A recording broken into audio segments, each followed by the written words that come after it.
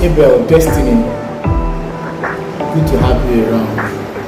Today, I want to discuss a little with us on parental control.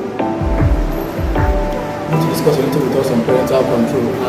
We've been having series of talks in our shows, and God has been helping us. We've been having series of calls from parents asking me, Pastor, I heard you speak the other day on the platform about parental care and parental control and everything.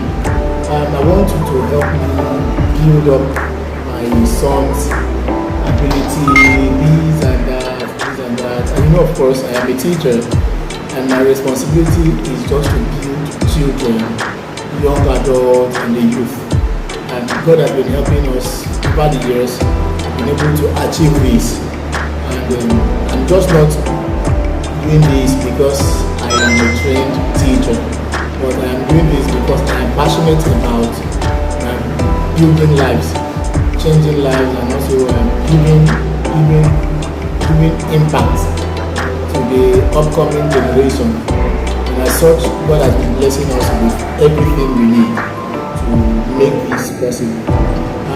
We are not really doing this because there's any other benefit inside, but rather my major aim is to make sure I see young people grow to live the life that God proposed for them, that God has actually blessed them with.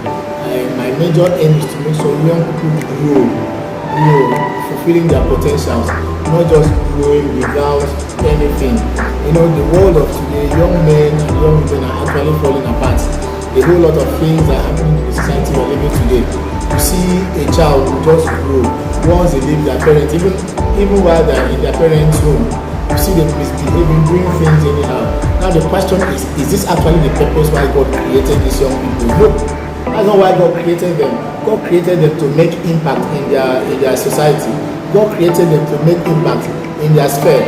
God created them to be tools that other people can always look up to.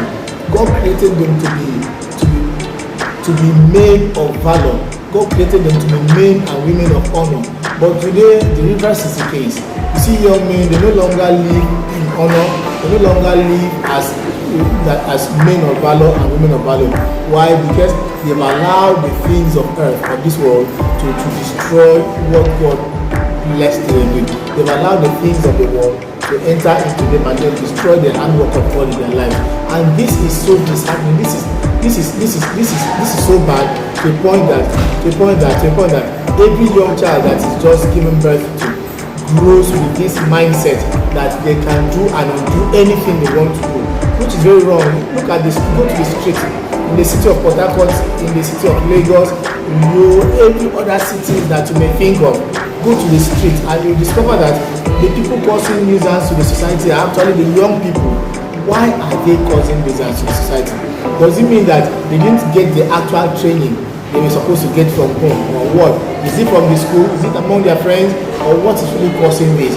So we are going to, the essence of this channel is for us to build the young people, is for us to also look at the societal factors that is leading young people into doing the things they are doing, and how we can also train the younger ones that are coming so as not to fall apart as they are growing. And as well as we are also going to bring out new strategies that parents can adopt. I have like 50 strategies that I can give to parents for them to be able to use and train up their children. The Bible says in the book of Proverbs, it says, train up a child in the way he should go, and when he is old, he will not depart from it. Now, today's world, we are no longer following the words of God in the Bible that says, train up a child in the way he should go. Parents just allow their children to live a lackadaisical kind of lifestyle, and when these children grow, they become problems to them. I used to say this: if you cannot make your child to cry when your child is still growing, when the child has become an adult, the child will certainly make you cry. This is possible. This is positively possible. If you can't make your child to cry while the child is still growing, when the child becomes an adult, the child is going to make you cry as a parent. So as parent, it is advised that you train your child. The Bible says, spare the rod and spoil the child. spare the rod and spoil the child. Sparing the rod doesn't mean that you should kill the child. It doesn't mean that you should just allow the child to live. The thing is, just make sure you don't allow this child to live any kind of life. Using the rod on a child doesn't mean you should use fire, you should use matches, you should use anything. No, it is not that. Using a rod on a child simply means when you see this child trying to fall apart, bring up this child, talk senses into the child's head. Make sure this child gets to know why he or she was created.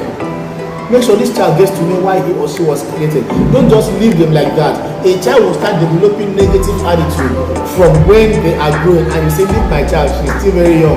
When he grows or when she grows, he will understand and know what to do per time. My dear friends, let me tell you, the only time you can build in a child's mentality, the only time you can build a child is when the child is still tender. At age 2, age 3, is enough for you to begin to build a child.